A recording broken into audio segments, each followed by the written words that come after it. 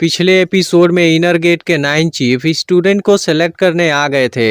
इसके बाद 5 soul master कहता है, मुझे उम्मीद है तुम सब मेरे 5 सोल डिवीजन को ज्वाइन करोगे। मेरे डिवीजन में तुम सभी के लिए बहुत से प्रैक्टिस मौजूद हैं जो तुम लोगों को एट्रीब्यूट के लिए बिल्कुल परफेक्ट हैं। केनगोंग टेम्पल में प्रैक्टिस करने के बाद मैं तुम सभी को 4 मेरिडियन पिल्स फॉर्मेशन दिखाऊंगा। तुम सभी को इसके लिए सोच समझ कर डिसीजन लेना होगा क्योंकि हेवन तक जाने का यही एक चांस है। तभी रियून चीफ कहती है, आपने बहुत ज्यादा बोल दिया। चीफ एल्डर के रूप में हमें उनके चॉइस को इन्फ्लुएंस नहीं करना चाहिए। तभी फॉर्मेशन मास्टर कहता है, रियून चीफ की बात सही है। 5 सोल मास्टर ने बहुत बोल दिया। फिर 5 सोल मास्टर कहता है, इन बातों का 4 मेरिडियन पिल्स फॉर्मेशन से कुछ लेना देना नहीं है। मैं इन चीजों में टाइम वेस्ट नहीं करना चाहता।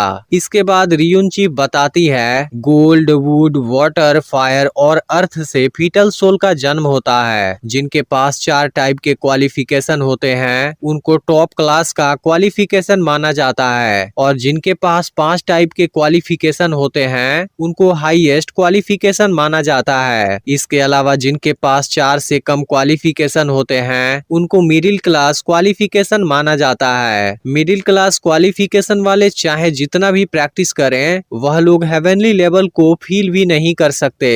यह लोग हमेशा जिंदा तो रह सकते हैं लेकिन फिर भी इमोर्टल नहीं बन सकते और केवल टियानफा कॉन्टिनेंट के प्रैक्टिशनर रहेंगे। आज से 10,000 साल पहले एक बहुत ही पावरफुल प्रैक्टिशनर था जिसने अपने रियून आर्ट से पूरी दुनिया को हैरान कर दिया था और इस पूरे टियानफा कॉन्टिनेंट में सबसे स्ट्रॉन्ग पर्सन बन गया था, जबकि उसके पास केवल मिडिल ग्रेड वाला ही क्वालिफिकेशन था। ऐसे और भी बहुत हैं जिन्होंने रियून रिफाइनिंग के हाईएस्ट क्वालिफिकेशन को पास किया।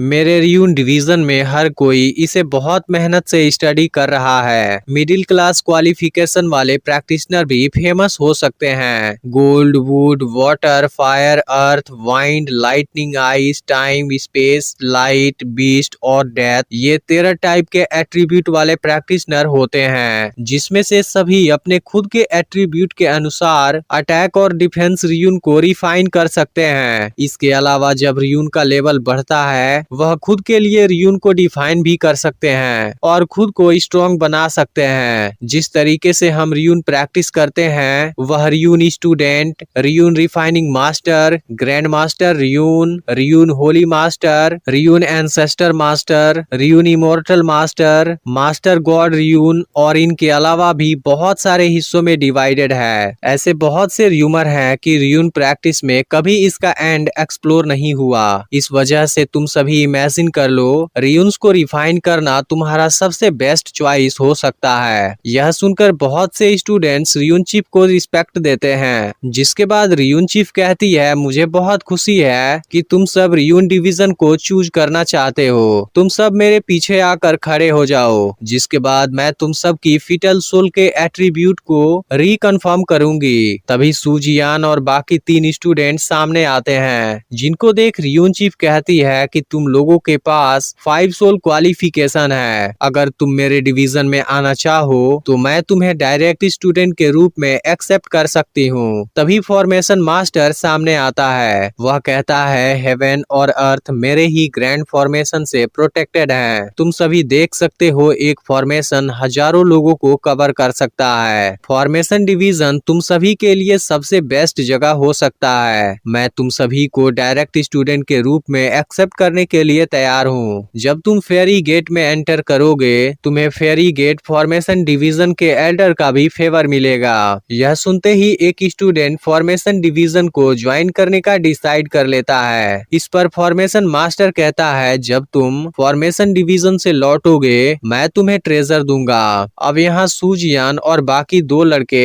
5 सोल वाले बचते हैं। फिर फॉर्मेशन मास्टर उनकी चॉइस पूछता है, जिसके बाद ये दोनों लड़के भी फॉर्मेशन डिवीजन को ज्वाइन कर लेते हैं। लेकिन सूजियान ने अभी तक कोई डिसीजन नहीं लिया है। फिर टैन्यू कहता है, सूजियान तुम कहीं मत जाना, केवल 5 सोल डिवीजन में ही रहना। यह सुनकर 5 सोल मास्टर कहता है, सूजियान तुम्हारा लवर सही बोल रहा है। तब सूजियान तुरंत बताती है कि वह मेरा लवर नहीं है, आपने गलत समझ लिया। इस पर 5 सोल मास्टर कहता है, हो सकता है, लेकिन अब मैंने तुम्हें अपने डायरेक्ट स्टूडेंट के रूप में एक्सेप्ट कर लिया है और काफी खुश होता है। तभी रियून चीफ कहती है, 5 सोल मास्टर क्या आप हंसना बंद करेंगे? प्लीज आप किसी दूसरे चीफ एल्डर के इलेक्शन में दखल अंदाजी मत कीजिए। अब रियून चीफ स्टूडेंट से अपने डिवीजन में ज्वाइन होने का चॉइस पूछती है, लेकिन दोनों कहते हैं कि हमारे पास दूसरी चॉइस है। इसके बाद फॉर्मेशन मास्टर उन स्टूडेंट को अलग कर देता है जो उनके फॉर्मेशन डिवीजन को ज्वाइन करना चाहते हैं। फिर आर्म डिवीजन की मास्टर कहती है, weapon class, ordinary weapons, spirit weapons, artifact weapons, semi precious weapons, noble weapons, semi holy weapons और गॉड वेपन्स, यह सभी वेपन रिफाइनर के भाग हैं। तुम सभी इस डिवीजन में भी स्टूडेंट के रूप में ज्वाइन कर सकते हो, जिसके बाद इसमें weapon refining master, weapon grand master, noble weapon master, weapon holy master, weapon fairy master की लेवल पर आ सकते हो।